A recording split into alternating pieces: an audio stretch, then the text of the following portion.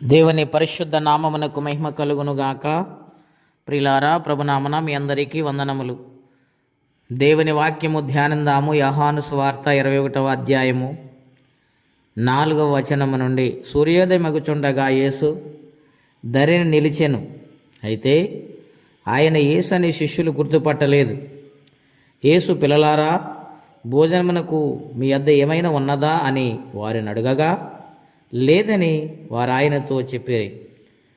అప్పుడు ఆయన దోనె కుడిప్రక్కను వలవేయుడి, మీకు దొరుకనని చెప్పాను. గనుక వారు అలాగూ చేయగా చేపలు విస్తారముగా పడినందున వల లాగలేకపోయేరి.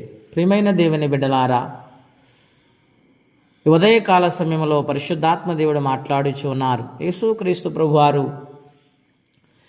సిలువలో యాగమై సమాధిలో భద్రపరచబడి 3వ దినాన తిరిగి లేచారు. ఆయన అనేక మందికి పునరుత్థానుడైన తర్వాత దర్శనమిచ్చారు. శిష్యుల్లో పేతురు గారు, ఆయనతో పాటు కొంతమంది శిష్యులు యేసు ప్రభువారు లేరని, మన పని మీద మనం వెళ్ళిపోదామని సొంత ఆలోచన చేసి చేపలు పట్టడానికి వెళ్ళిపోయారు. వారు రాత్రంతయు ప్రయాసపడ్డారు, కానీ ఒక చేప కూడా పట్టలేదు. కారణం ఏమిటంటే దేవుని మాటలు వారు పక్కన పెట్టారు. దేవుడిచ్చిన పనిని వారు పక్కన పెట్టారు.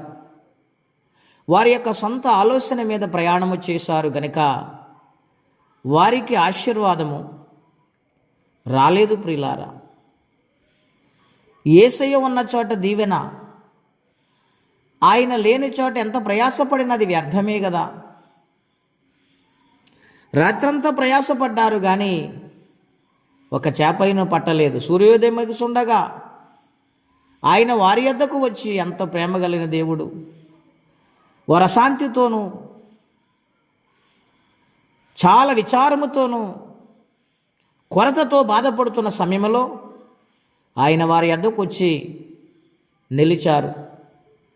ఆయన యేసుప్రభువుని వారు గుర్తుపట్టలేకపోయారండి. మొట్టమొదటిగా వారి సొంత ఆలోచన మీద ఆధారపడి ప్రయాసపడ్డారు, ఫలితము లేదు. రెండవది, యేసయ్య వచ్చినా వారు గుర్తుపట్టలేని పరిస్థితుల గుండా ప్రయాణము చేశారు. కనుక యేసయ్య, పిల్లలార మీ దగ్గర భోజనం ఏమైనా ఉన్నదంటే లేదన్నారు. కారణం ఏమిటంటే వారు ఒక చేపైనను పట్టలేదు. అప్పుడు ఆయన అన్నాడు, మీరు దూరని ఇటువైపు నడిపి వలవేయండి అని కుడి ప్రక్కకు చూపించినప్పుడు వారు వలవేసి విస్తారమైన చేపలు పట్టారు. నా ప్రియమైన దేవుని బిడ్డలారా, మనము దేవుని యొక్క సన్నిధానములో ఉండి బ్రతుకుతున్నాము. ఆయన మనలను కాపాడి దీవిస్తూ ఉన్నాడు. ఆయనను పక్కన పెడితే ఏమాత్రం మంచిదా? అన్ని కార్యములు మన పట్ల ఆయన క్రమమైన రీతిలో చేస్తున్నాడు. నిద్రపోతుంటే కాపాడుతున్నాడు, ఆకలేస్తుంటే భోజనం పెడుతున్నాడు.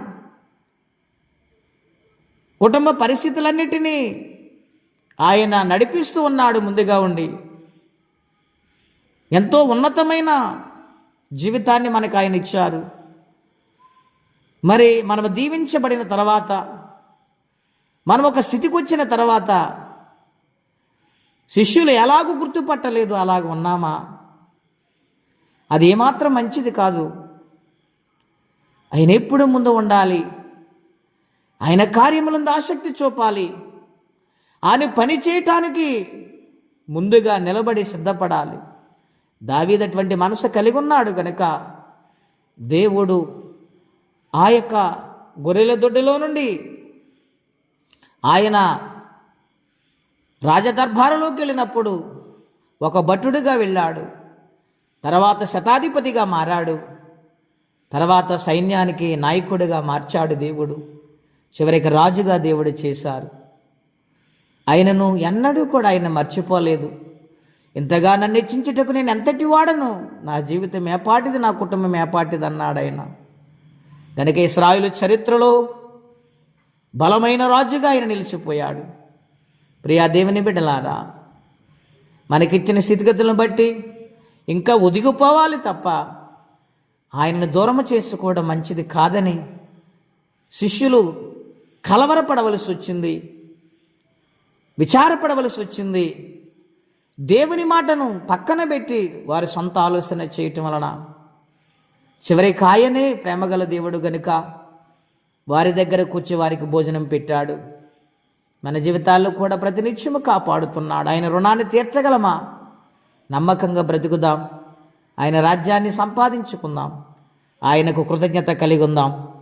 దేవుడు ఈ రోజంతా ఈ వారమంతా మనల్ని కాపాడును గాక. ప్రార్థన. పరిశుద్ధుడా, ప్రేమగల తండ్రి, ఘనమైన మీ నామం కొరకై స్తోత్రం చెల్లిస్తూ ఉన్నాము. మీ మహాకృపను బట్టి ఉదయకాలం మాతో ప్రత్యేకంగా శిష్యుల ద్వారా మాట్లాడుతూ వచ్చారు. నాయన, తప్పిపోయిన వారిని సరిచేసే దేవుడు, ఆత్మీయతలో బలహీనమైనప్పుడు బలపరిచే దేవుడు, ధైర్యం లేని వారికి ధైర్యం ఇచ్చే దేవుడు. నాయన, ఎవరే సమస్యలు, బాధలు, ఇబ్బందుల్లో ఉన్నారో వారికి సహాయం పంపించండి. ఈ దినము ఆలకించి ప్రతి ఒక్కరిని మీరు దీవించమని, ఈ దినము దీవెనకరంగా మార్చమని యేసుక్రీస్తు వారి పుణ్యనామలో ప్రార్థించి అడిగి పుణ్యనాము తండ్రి. ఆమెన్. దేవుడు దీవించునుగాక. ఆమెన్.